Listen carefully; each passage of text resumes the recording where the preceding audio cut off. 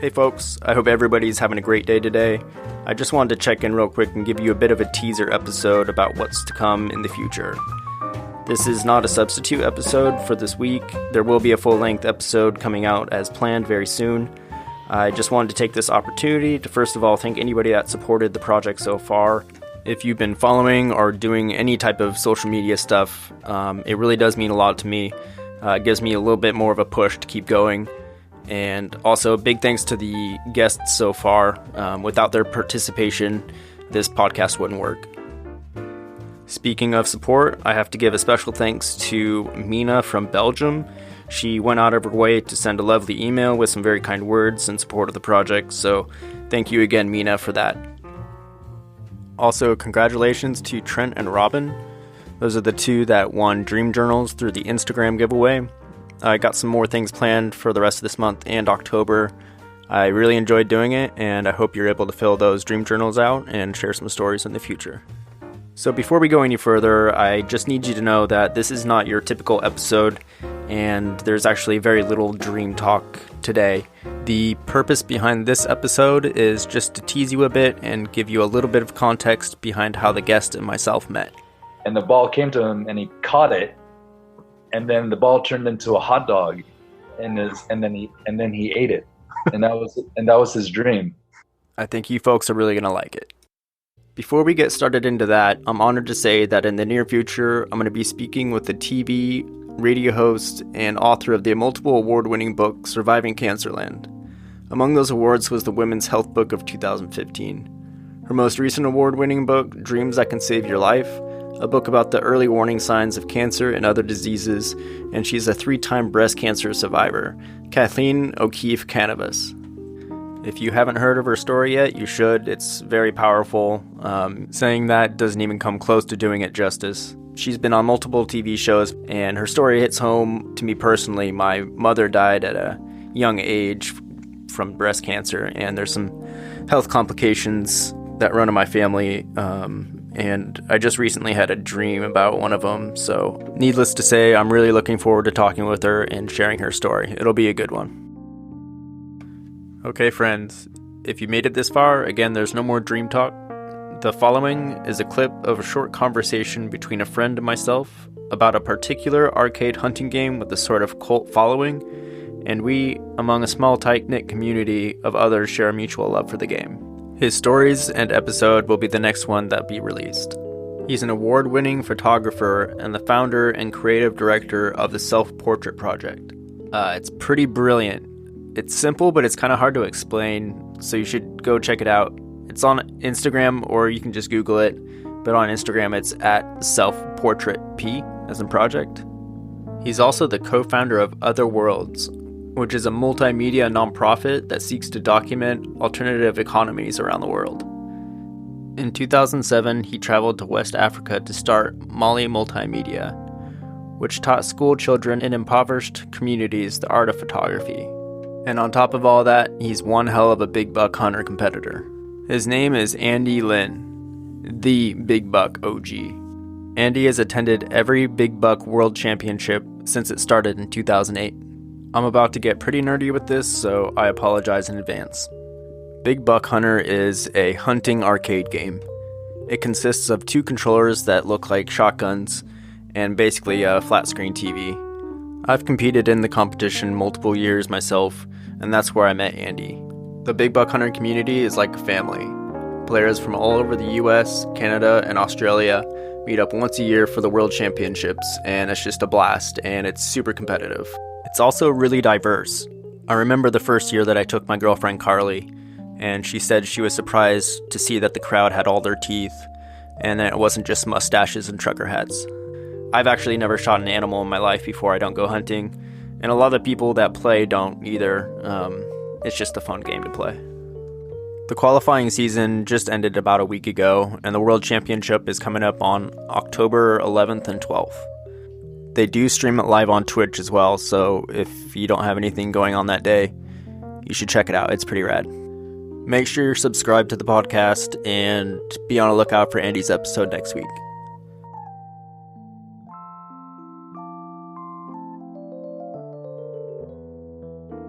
So So let's talk. Let's talk Buck Hunter a little bit. All right. You've dreamt about Buck Hunter, is that correct? I haven't. I've never really. I haven't had like detailed buck hunter dreams besides Okay. just like competing. It's just like they're usually just like stressful competing dreams. Yeah, I can relate. I've definitely had those, and it's basically just dreaming of or like on stage, but also dreaming just having like the perfect shot and perfect round. I've definitely kind of Yeah. over. Oh well, that's cool. I've dreamt about like the animals Oh, okay. before, which is kind of trippy, Yeah. but also like a symptom of a problem, and the problem is playing too much buck hunter because I have to fucking qualify. Right. Um, yeah. What's your favorite animal? Uh, people ask me that all the time. I'm partial to elk, but I've got the number one national score in Buckzilla right now, so I should probably say that. Damn.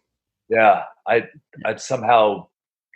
Well, I know why I got it. It's because I was just going for the wild card. So all I was doing was playing Buckzilla Adventures for Oh, 4 weeks, I 3 weeks. got So I got really, really good at it. I've got like a 72% damn. accuracy. I know over in Buckzilla, including the last trek, which is fucking crazy. Yeah, that one is bonkers. Yeah, but I think my score is 59. Uh, no, 60, 65, 900, something like that. Almost. Jesus. Yeah, that one's interesting, man. It's like with all the critters, um, accuracy really comes into play as well as speed too. It's a very quick Yeah, and animal. that's one where I think it really benefits me for I'm just pretty good at bonuses, and I've always been good at bonuses, and I've tried to be good at bonuses, and I think with like 10 or like eight critters on a lot of the sites, it really helps to be like fast Yes. at shooting bonuses. So Um, yeah. what's your favorite gun? Are you orange or green? Man, I've been tending towards orange these days. Okay. I don't know what's going on. Yeah. But it doesn't really. I don't know. It doesn't really matter to me anymore. I'm getting to a place where it just doesn't matter what gun I have, what side I'm on. I recently, I changed my stance and also the way I hold the gun. Interesting. Every so often, so when I first started playing, I 10, 12 years ago, I had a even stance, like a squared stance. Okay. They call it like an isosceles stance, Okay. because like your both feet are even, parallel to the machine, and the gun's just right there. And then when HD came out, I switched to a staggered stance because I thought that would be more efficient and just I'd be closer to the center of the screen, especially if I was shooting the green gun. But I found I was slower. I wasn't quite as fast with a new gun on HD in a stagger stance. So I think in Austin I went back to my square stance and I got 11th. And I'm just like much faster with the square stance. I'm able to access certain back muscles that help me with speed that I'm not able to in a staggered stance. Damn. Uh, Yeah. yeah, I think a lot about posture and muscles and breathing and all this shit. Yeah. No, absolutely. It's so intense up there. Nobody will really understand until you're up there. Yeah, it really is. It's so crazy. And it's gotten more intense. Yeah, you should have seen the first World Championship was like in a sub level in this place called the Excalibur. It looked like it was like shaped as a castle, and Awesome. it was like I think the bracket was like 16 people Whoa. in the whole thing. Damn. Yeah, and like everyone, it wasn't like there was no raised stage, so everyone was on their tiptoes, looking like watching people play. Whoa. It's gotten a lot more just worlds of production value better, you know. Yeah, yeah. Where was that at? Chicago? That was Chicago. Okay. Yeah. First one, Chicago, Red. Uh-huh. Now you've been to every single World Every Championship. single one. Yep. Damn, dude. And you got an award for that. I did. Yeah. The one and only. I'm in Eponym now. Yeah, it's called the Andy Lynn Award. So I think technically it's like a attendance award. yeah. Nobody will ever beat that. Yeah, that's true. As long as I keep going. Dude, that's so sick. I'm the only one who's been to every single one. I've competed at every single one except for 2011. Are you still recording right now? Yes. All right, because I want to put this on the record. The reason why I didn't go in 2011 was it was a regional qualifier that year. Oh. I qualified up until I was sitting pretty up until the last week, and then I went to work in Vermont setting up a self-portrait project for a wedding. It was the weekend of Hurricane Irene. It hit when we were up there. I was in a hotel that was literally surrounded by water. It was like a moat. We couldn't leave. Literally couldn't leave. Whoa. Post machine was probably in New Hampshire. All the bars in New York were shut down. I couldn't even like cheat. I couldn't even like call someone to like, hey, fucking play for me. Right. And that all would have been fine anyway, because I was in qualifying position. But Nick Robbins and his crew of people, they crossed state lines because they like the West or the Central Division, I think, or the North Division was fucking hard as shit. It was like all the Wisconsin and Minnesota boys. Damn. So to their credit, gamesmanship, they crossed borders and they qualified in the Eastern regionals and knocked me out. And I could do nothing but look at my iPad and just like see myself dropping. Damn. I was just screaming at the screen. And that's why I didn't compete that year. I did technically go as an alternate. So I was there. And that was the year that Robbins won, and I was pissed off about that. Really pissed off. Still am, obviously. Dude, yeah, those Scotty boys are pretty. What's that? Those Scotty snipers are diehards. Yeah, they're pretty great players too. Yeah, no, they're great people too. They're even their family. I love them. Yeah, and I was thinking about this the other day. So I didn't compete in that one, but I competed in 2010. I competed in both open season and in safaris. So, and I think there was another year. It might have been 2009, or maybe even. Yeah, it might have been 2009 that they might have had safari as well. I don't remember. I would have to ask. Like Federico would know this. Right. But so I've actually competed in 11 World Championships, maybe 12, including if there's one in 2009. Wow. And this will be my 12th or 13th coming up. That's amazing, man. That's dedication right there. I mean, that's one way to put it. Idiocy is another word, just like I'm just pouring money into this thing. Like it means I'm probably the poorest out of everyone who's played because I've put enough money in. But it's such an amazing event, though. It's hard to describe, but I mean, how would you describe the community? I've never been around anything like that. You know, people would ask me that. I did a lot of interviews early on when they were doing a lot of press. And I got asked that question a lot, and you know, it's not often you have a community where it's just people from all walks of life and different political leanings. Definitely a lot of people who voted for Trump who go to the World Championship, and you know, I'm happy to be friends with them and like, you know, hopefully have honest conversations with them.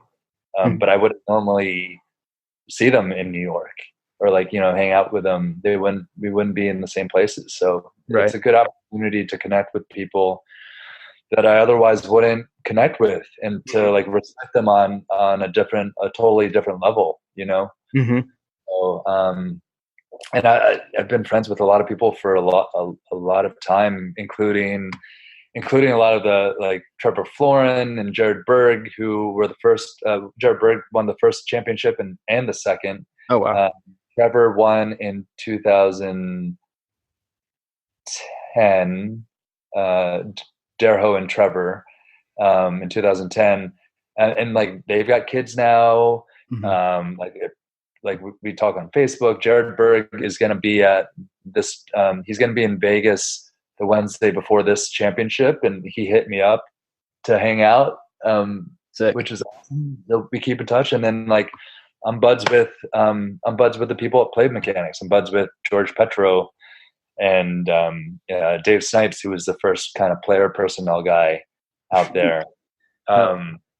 Yeah, and we're I don't know if this is supposed to be secret, but whatever. So we're debuting a Big Buck Hunter self-portrait project this year at the World Championships. So I brought the self-portrait project out there last year, Mm-hmm. like our regular rig.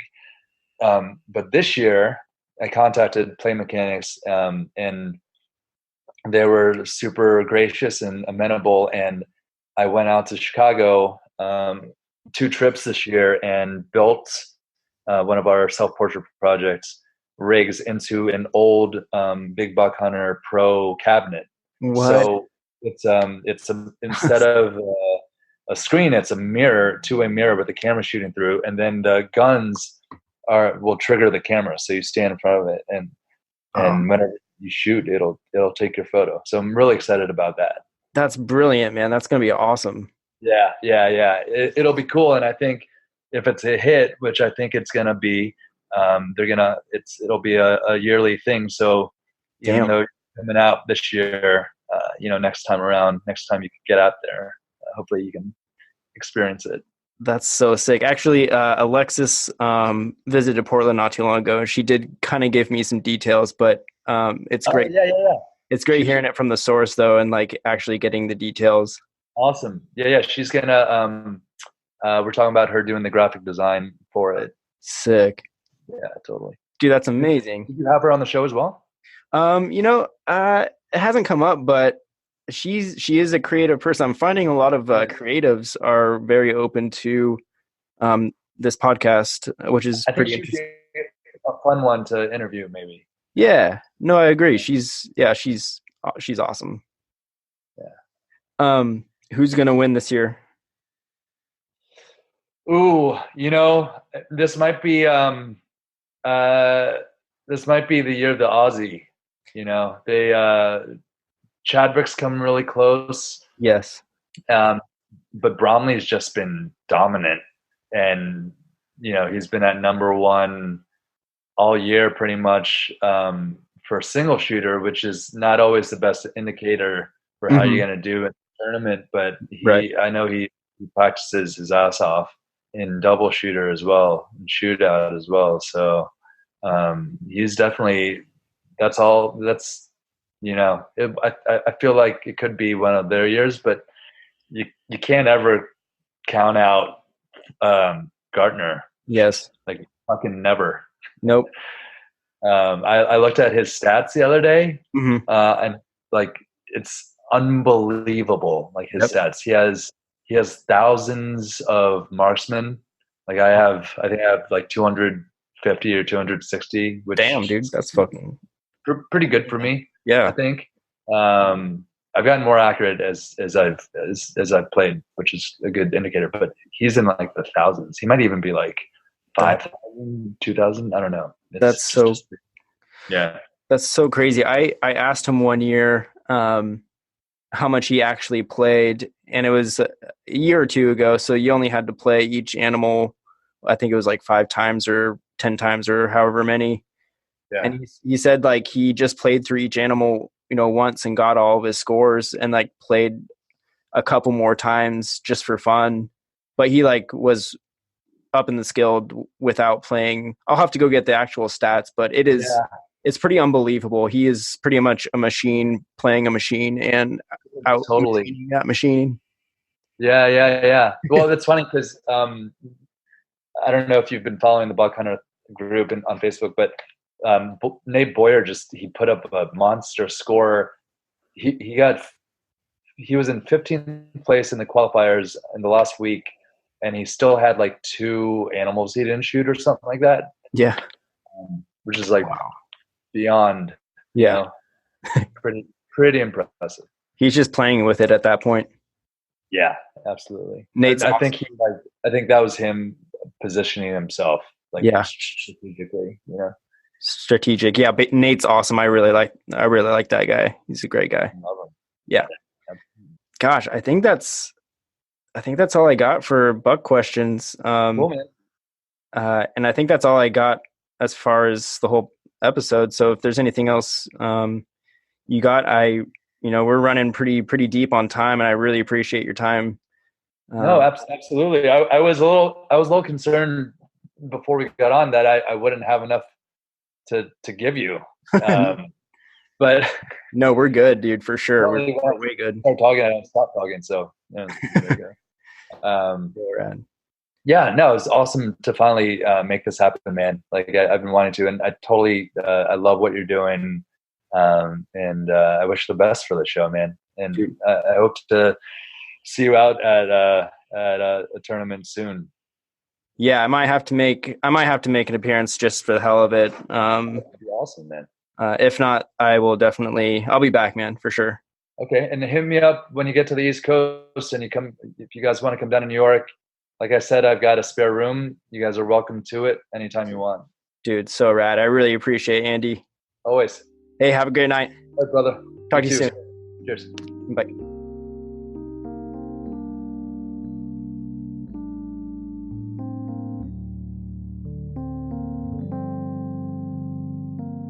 Andy's the best.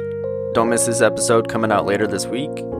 If you have a story you think you'd like to share, or you have a friend who might, please send them my way. Visit the website, allaboardthedreamtrain.com, on Instagram, Facebook, All Aboard the Dream Train, all one word.